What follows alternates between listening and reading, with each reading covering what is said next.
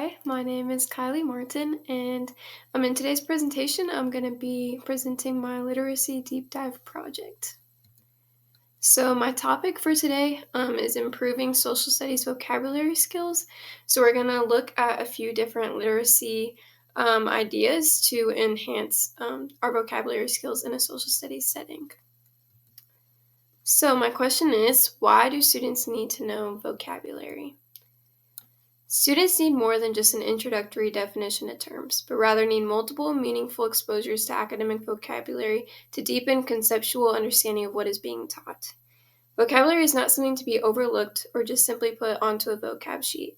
It should be integrated into students' learning each and every day.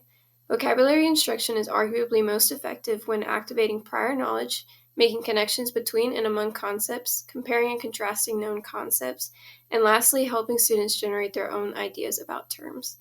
So these were some common themes throughout a few different articles that I researched and some peer reviews. A lot of it talks about activating this prior knowledge and making connections and comparing and contrasting so that it's more than just students looking at a word on a vocab sheet with a definition and example, but they're actually seeing it in real life terms and seeing how they can use it day to day rather than just in the classroom, which is important because social studies is something that's used in your entire career as a student and typically outside of that, just learning about politics and different things like that. And so these vocabulary terms are necessary for the students in the long run, not just in the classroom. More of my research showed the need to continue planned teaching of reading skills and concepts in social studies classrooms through teacher-supported and teacher-student cooperation using explicit instruction. In order to support students' vocabulary growth and conceptual development, teachers are suggested to incorporate higher-level strategies into their classroom practices when they teach content. A great strategy that I've found to use is graphic organizers, and my research showed that those are good as well. By saying graphic organizers help students to connect ideas and on concepts, and also encourage students to record and use academic vocabulary and support student thinking during discussions and writing. So, in just a little bit, we're going to be looking at the use of a graphic organizer. For me, I know that when I was a student, and I still am, graphic organizers were just a great way for me to visually conceptualize the content rather than just seeing words on a paper. I was able to actually see how the different ideas connected, and it was very hands-on. They're also pretty individualized towards the student, which I think is helpful because the student can kind of come up with their own examples and their own connections rather than just being spoon-fed the answers. So it helps it connect it in their own brains rather than just a teacher yelling words at them. So in history, we use a lot of different literacy practices, which is why it's so important to learn about vocabulary. And so the two main ways are the fact that we read a lot of text. So historical texts are often used, and they're usually harder to read just because of the academic language that is used. These old documents and speeches tend to use vocabulary that isn't often taught in an English classroom, which is why it's important for history teachers to take the matters into their own hands to teach the kids what they need to know. Another aspect of history courses is writing essays. So the students don't only need to know how to read it, but they also need to know how to use it in their own writing and use vocabulary in their sentences. They may know what the words are, but they might not know how to use it properly, which is why they need to learn specifically how to use it in their essays. So my example that I decided to pick was just the concept definition map, which kind of stuck out to me and was used in multiple different peer-reviewed articles that I read. And so this first article says that meaning vocabulary instruction focuses on how the words and concepts relate to a unit fit within larger concepts. So vocabulary is shown to be a stepping stone to comprehension, discussion, and writing. And so this concept definition map kind of includes all of those things with a focus on vocabulary.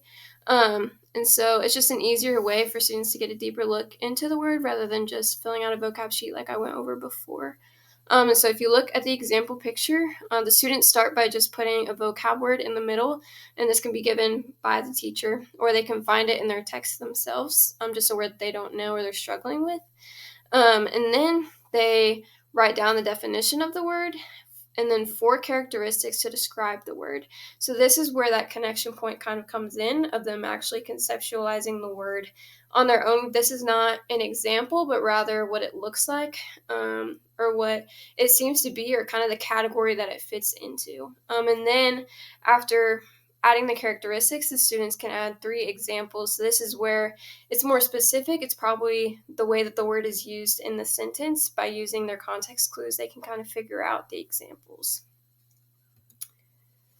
So here is the strategy actually filled out. And so we can see here that the topic was of the lesson was American independence. And so through that lesson, the teacher ended up picking the word patriotism.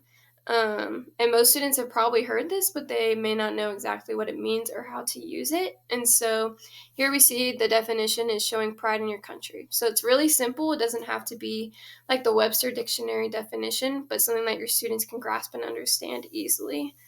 And then we can see the 4 characteristics: religion, freedom, thinking that your country is right, and full support. Again, these are really simple, nothing really too complicated, but just kind of describes what it means to have patriotism, and what that really looks like. And then examples of it actually being shown is saying the pledge, displaying the country's flag, and voting. So these are all 3 examples that the kids probably see every day or that is talked about in the class pretty frequently. And so there's that connection point of, okay, we say the pledge at the beginning of class. This is what this means, right? And so it doesn't have to be very complicated. For higher level grades, you're probably going to want to pick harder words and harder examples, and a more strict definition. But for the younger grades of 7th through 9th grade, this is a good start.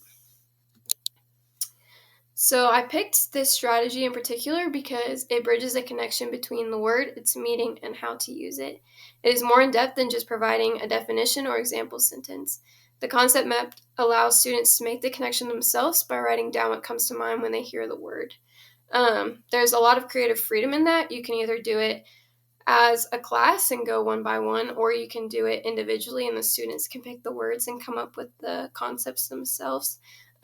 Either one works. It just depends on what audience you're trying to reach and really how much you're trying to test the students. And so the students are more likely to remember and use the vocabulary correctly if they remember its characteristics, definitions, and examples, rather than just here's the word, here's it in a sentence, right? And so it gives the students freedom to learn the word in the best way possible for them as an individual student.